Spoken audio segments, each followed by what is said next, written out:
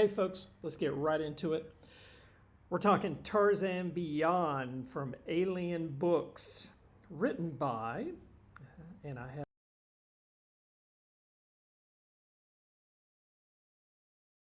Steve Orlando and Renato Gudez.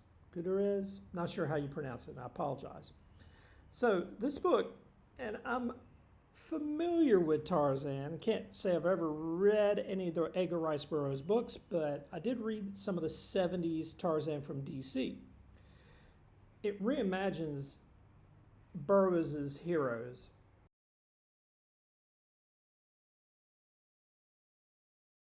as older, wiser, and possibly immortal couple, and it succeeds through a dynamic artwork, really smart writing, and a clever narrative twist.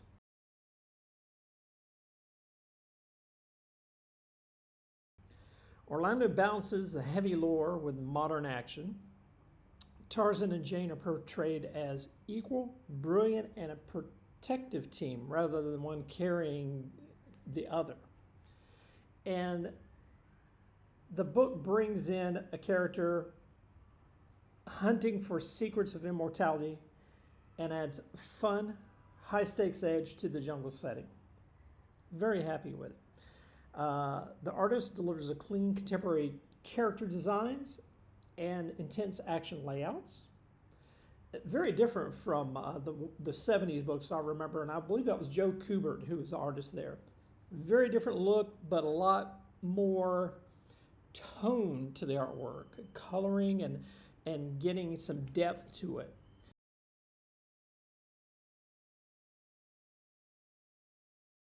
The digital, as a matter of fact, speaking of the coloring, the digital highlights, the sharp line work, and the jungle depths, atmospheric like they are, just really make it pop.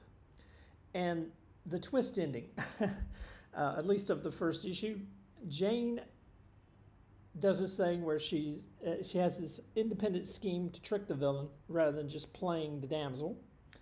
And a hidden figure from Tarzan's past reemerges just as the dust settles, shifting the entire status quo for the next issue. Now, I will say, when compared to the classic comic runs from like DC and Dark Horse, and before it Gold Key, Tarzan Beyond pivots away from the standard jungle survival battles with wild animals or hidden tribes. And this book embraces a modern, hyper-serialized structure.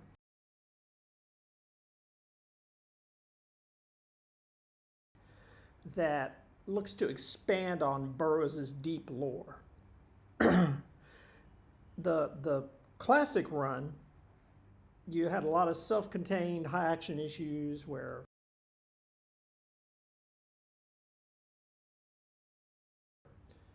Tarzan would encounter this threat and get it solved by the final page.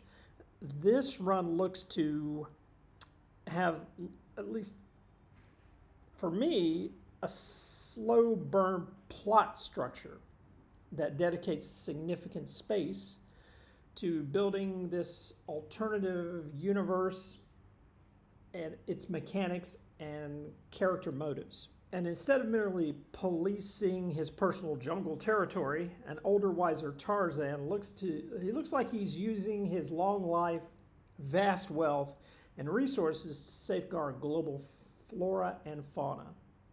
And Jane and Tarzan, this is an equal partnership. No more of that damsel in distress archetype. It looks like this modern run, she's a battle-hardened, capable partner who stands on completely equal footing with Tarzan. 3, 2, 1.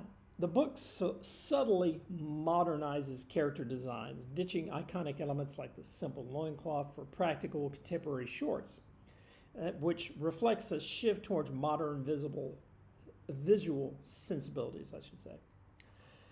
So, what do I think? Well, like I said, as someone who's been generally aware of Tarzan, I may have seen a movie, and I know I read some of the DC stuff back in the day.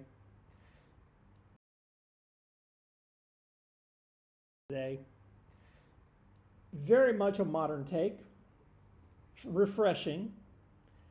I would give it probably a 6 out of 10. I definitely, it's not a bad book. You know, it's a little above average, 6. And I'd be interested in reading another issue. So I'll probably pick up the second one, see how it goes, and just kind of go from there. I'm hoping for a little bit more in the second issue to keep me going. This first one, I get it. You're putting down the roots. You're introducing the characters, and at the start of the book, there is this long sort of like Tarzan, Jane. Who are all these people? What is all this stuff? And they give that to you right at the front of the book on one page. And as you go along, you learn more and more. So the second issue, I think, hopefully will hook me in. 6 out of 10, a hopeful 6 out of 10. That's it, folks. Thanks for watching. Like and subscribe, and I'll catch you again soon with more comic reviews. Take care. Let's see if I can edit this. Take care. Yeah.